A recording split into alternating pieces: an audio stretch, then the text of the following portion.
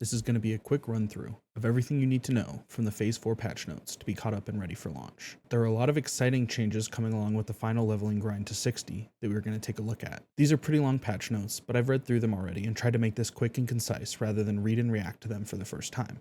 Make sure you like and subscribe to stay up to date with everything Season of Discovery, and follow my Phase 4 journey live on Twitch, links in the description.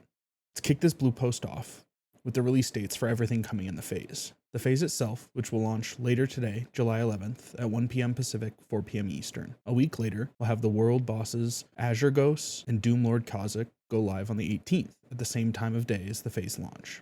Finally, later in the month, we'll have 2 raids for the phase, Onyxia's Lair and Molten Core, that will go live on July 25th. This should give everyone in your 20-man time to get leveled, attuned, and geared up in all their pre-raid biss. We'll be interacting differently with all of these than normal, as is usual in Season of Discovery, and we'll cover exactly how in a minute. First, we have to talk about some general changes. All cosmetic or fun items will no longer take up bag space and will instead be placed in your key ring, which is a super nice quality of life upgrade, and will free up bag space along with the increase of bag slots for some of the rarer bags that we'll get later in the phase. Additionally, various mounts we have collected in our journey in Season of Discovery will be upgradable from 80% speed mounts to 100% for the hefty sum of 800 gold a mount from various vendors. The last one is a big improvement for Alliance players. We're seeing the Alliance finally get an equivalent counterpart to the Horde's Warchief blessing, called the Might of Stormwind, which is super nice as an Alliance player in Season of Discovery. Just remember, this won't stack with Warchiefs for those of you hoping to double dip. It seems like we're getting access to both cloak and ring rune slots. Some runes have been removed and made into a spellbook, purchasable from Stormwind Keep Library and Grommash Hold for Alliance and Horde respectively. Priests will also be able to unlock a second priest racial with a quest line that will need to be discovered, so keep an eye out for a Wowhead post about that in the first few days or weeks of the phase if you're a priest main. Now the juicy stuff. The world bosses and new raids.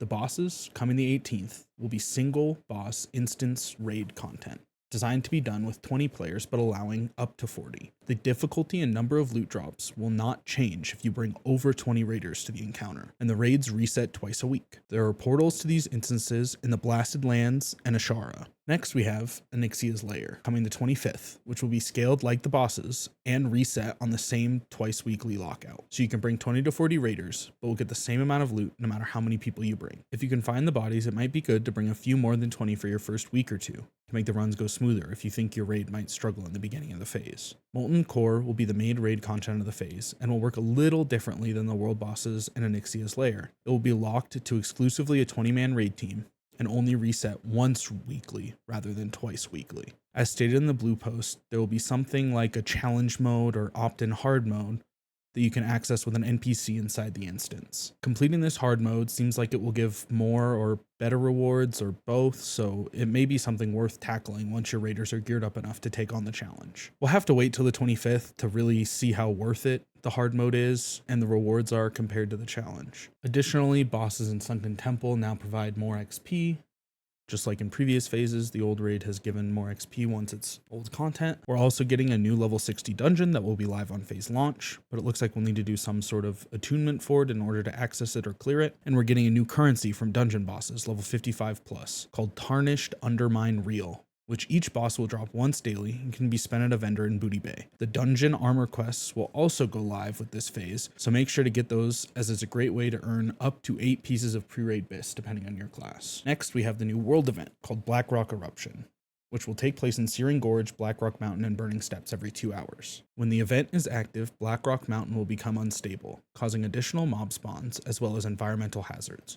You'll get daily quests to complete within the event zone that will reward reputation with both the Thorium Brotherhood and Hydraxian Warlords. Participating in dailies and killing event-specific mobs in these zones will award you with Fireland Embers, which can be used with Thorium Brotherhood crafted items at Lokthos Darkbringer in Blackrock Depths to upgrade your crafted items into stronger variants. In Phase 4, we're also seeing a change to incursions. Each incursion has a daily you can complete until level 53, and each quest you complete in the incursion can now also only be completed once daily. No more incursion spamming 24/7 like in Phase 3. Also, you can still do the gathering quests as repeatable quests at max level for rep, but they award no XP and no gold. Additionally, some creatures' health in the Nightmare has also been nerfed to make it more friendly for solo or small group play. As far as reputations go, the Argent Dawn and Timbermaw rep vendors now offer epic versions of their crafted item in exchange for the old one we could previously receive for a small fee and some materials. These are available from the Argent Dawn at Honored and Timbermaw Hold at Friendly and are buy on pickup. They also require the profession used to make them in order to equip them. Many of these are pre-raid BIS or BIS altogether in Phase 4, so it's worth it to grind out the rep to get those items. Additional rewards have been added to the Hydraxian Warlord's rep vendor at Honored or better. Thanks for sticking around through that long blue post, but we're not quite done yet. There was a post made late last night with a few hotfixes and changes for the Phase 4 launch that you would have missed out on if you didn't stick around to the end, unless you frequent the forums for posts like it. This is a short one, with only a few points that we can speed run through. Starting off, the previously 6-hour wait between applications of Rallying Cry of the Dragon Slayer and Warchief's Blessing has been reduced to 1 minute.